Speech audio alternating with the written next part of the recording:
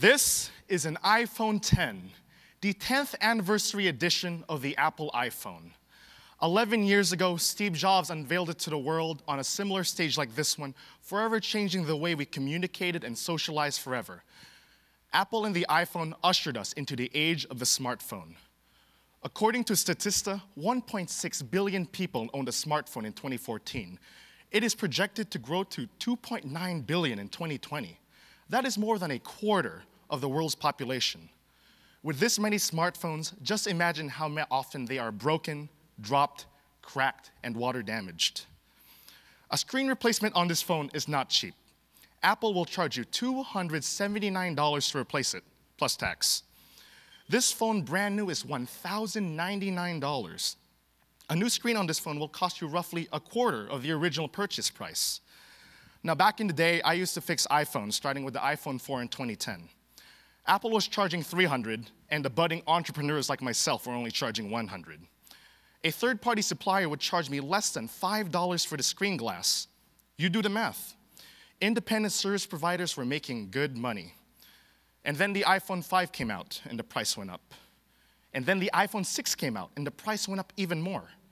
We are now at a point where a third-party seller and Apple will charge you only $20 to $30 less than what it costs to just have it officially done. At one point, an aftermarket screen not installed by Apple will completely brick or disable the phone until you bring it to an Apple-authorized service center. We live in a world dominated by corporate monopoly. Companies like Apple can charge whatever they want and make sure only they can touch their own product in order to get more money out of you. From Apple iPhones to Nikon cameras to John Deere tractors, monopolies on repairs exist in almost every tech industry. My name is Tyler Gabriel Piedad, and today I am here to raise awareness about the future of technology, the monopolies behind them, and the rights that you have as a consumer. Almost everyone has a computer. Apple's MacBook Pro has been one of the best-selling laptops ever since its inception. Let's pretend I have a MacBook Pro and the keyboard and trackpad stop working. I bring it to Apple, and their diagnosis is that the logic board is dead and will need replacement. The part is $800 plus labor. Here's the kicker. The reason the keyboard and trackpad stop working is not because the logic board is dead. It is because resistor R4830 on the PP3v3 circuit has failed. This resistor is about the size of a drop of water. What does this mean?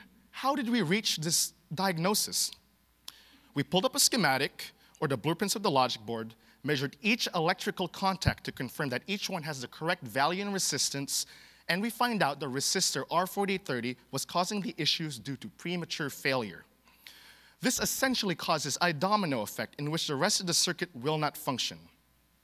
An independent repair center can replace this resistor for a fraction of what Apple would charge you and send you on your merry way with a working laptop. How much do you think this resistor costs? 99 cents for 100 of them, with free shipping from China. $800 versus 99 cents. But why is the price so high? You may think for not much more, you can just go out and buy a shiny, brand new laptop. That is exactly what they want you to think. Apple, in all their infinite wisdom, purposely makes it difficult and/or impossible to repair your product if you aren't Apple themselves or an Apple-authorized service center. Every technician requires some kind of documentation reflecting their subject. A construction worker requires blueprints in order to build a house. A mechanic needs a factory service manual to know the torque specifications on an engine. And a chef needs a recipe in order to create a dish.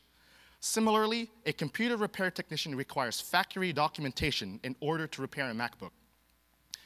Apple Inc. provides no documentation, no schematics, no literature, absolutely nothing. The reason we know resistor R4830 was the culprit on the MacBook Pro was because we have schematics and documentation that were acquired through hard-to-find third-party and black market resources. On top of this, Apple provides no replacement parts or components. You are left to fend for yourself to find the correct literature and parts without any help from Apple. Let me put it this way. Pretend you have a house built by Apple. One day, one of the doorknobs on one of the doors break. What is Apple's diagnosis on how to fix this? Tear down the whole house and build a new one. Obviously, the reasonable solution is just to replace the doorknob, right? Apple thinks otherwise. In the heart of the Silicon Valley lays West Caribbean Drive, a small stretch of road in between the headquarters of Yahoo and one of Lockheed Martin's facilities in Sunnyvale. Only minutes away is Apple, the NASA Ames Research Center, and Cisco Systems. On West Caribbean Drive exists a store, but it wasn't just any store. This was a store called Weird Stuff Warehouse, and its reputation lived up to the name. Its 27,000 square foot facility exists as a monument to the tremendous amount of waste that exists in the Silicon Valley. You see things like HP computer manuals the size of phone books, radar consoles out of ships, declassified US military equipment, not to mention the aisles upon aisles of computers, servers, electrical components, and materials that you can use to fix just about everything in the world. Brothers Jim and Chuck Schutz founded the company in 1986. Chuck Schutz was formerly an engineer for a local floppy drive company. Schutz was appalled by the waste of good functioning equipment that existed from local tech companies that were dumped by the truckload. Instead of a landfill, they ended up on the shelves of the Weird Stuff Warehouse. The rest is history. For the next 32 years, the Weird Stuff Warehouse served as a haven for techies, engineers, inventors, teachers, and people just like you and me looking to save a buck or two on parts. Last week, I went to the warehouse not intending to buy anything specific and just get lost in the history and technology that grace the shelves. Upon falling in line at the checkout to buy a cheap bag of assorted tools, my heart drops as I notice a sign on the cash register that says, "Effective immediately, all sales are final. Last day of business is Sunday, April 8th. What killed the Weird Stuff Warehouse? Lack of business, loss of interest, bankruptcy. The warehouse complex that the store has stood on for more than 20 years was completely bought out with plans of demolition to make way for a new Google campus. How ironic is it that Google ended up killing a staple of the Silicon Valley? I mean, without the silicon, it's just a valley. With closure of small independent tech shops like the Weird Stuff Warehouse, the age of repairable modular electronics are coming to an end. Growing lobbying against right-to-repair legislation against big tech corporations like Apple are bringing us dangerously close to completely losing the right to fix our own devices. Legislation has been introduced in several states recently to force these tech giants to provide the necessary documentation and provide reasonably priced repair parts in order to fix their own devices. If you want to keep your right to repair and to keep down prices of consumer electronics in order to prevent an all-out monopoly and planned obsolescence, I urge you to contact your local congressman and make your voice heard.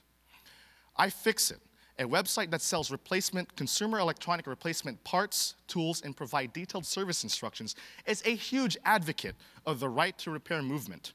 They sum it up perfectly. Repair is freedom. Repair creates jobs, and repair is sustainable. And I think that's an idea worth spreading. Thank you.